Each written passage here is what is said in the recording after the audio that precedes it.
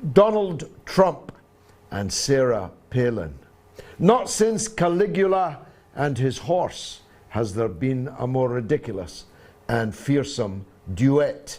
In fact, if you know anything about the English tradition of pantomime, you could describe them as the ultimate pantomime horse, although which horse is the back end of that pantomime horse might be hotly contested.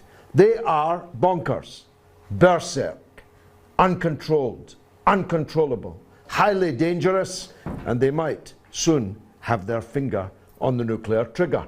They might soon be in the White House, if not together, then Palin as a visiting aunt. Donald Trump is running away with the Republican Party's presidential nomination, to the consternation of liberals and conservatives alike. He's actually not very conservative, though he is fantastically right-wing. And of course, left-wing people across the whole world are beginning to check out the geography south of New Zealand as being the only safe place to be if Donald Trump is president of the United States. He is the recipient of the anti-politics wave which has swept the entire world, is sweeping the Labour Party in Britain, which led to the election of a leftist, Jeremy Corbyn, as the leader of the Labour Party, and is present everywhere in democratic politics. A plague on all your houses. We don't want any of you. The political class being bankrupt. You wouldn't trust them if they told you which day of the week it was. And Trump has come from nowhere.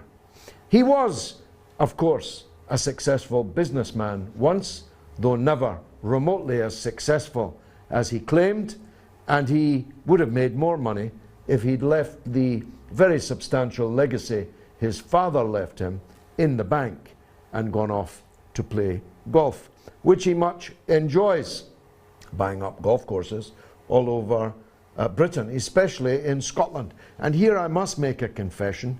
Donald Trump is Scottish. That's where the Donald comes from.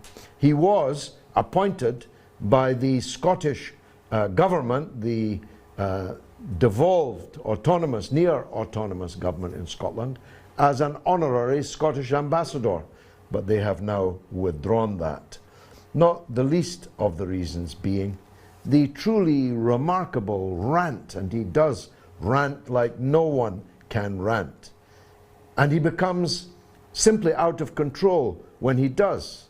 And he no doubt perhaps regrets the way in which he phrased the comments that he made that caused the British Parliament in the last few weeks to actually have a debate about whether or not to ban him from British shores, because his attack on Muslims, his ranting, foaming at the mouth, Islamophobic tirade sent a chill into the hearts of people hardened by years, if not decades, of Islamophobia here in Britain.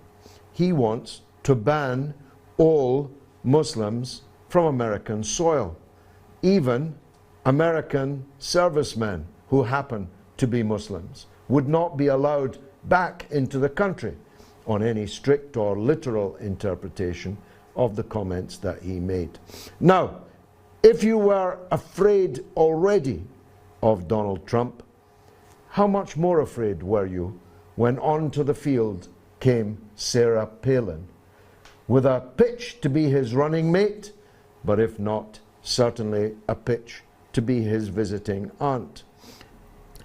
With Palin at his side, he will win a landslide victory. He is, frankly, unstoppable. So, it's Donald Trump then, standing for president. Against whom? Hillary Clinton. It's difficult to say who one should wish in the White House out of those two. It's a pity that one of them has to win. It's a pity that both of them can't lose. But they can't. So get used to it, folks. You've got President Trump, I'm not making that up, or another President Clinton.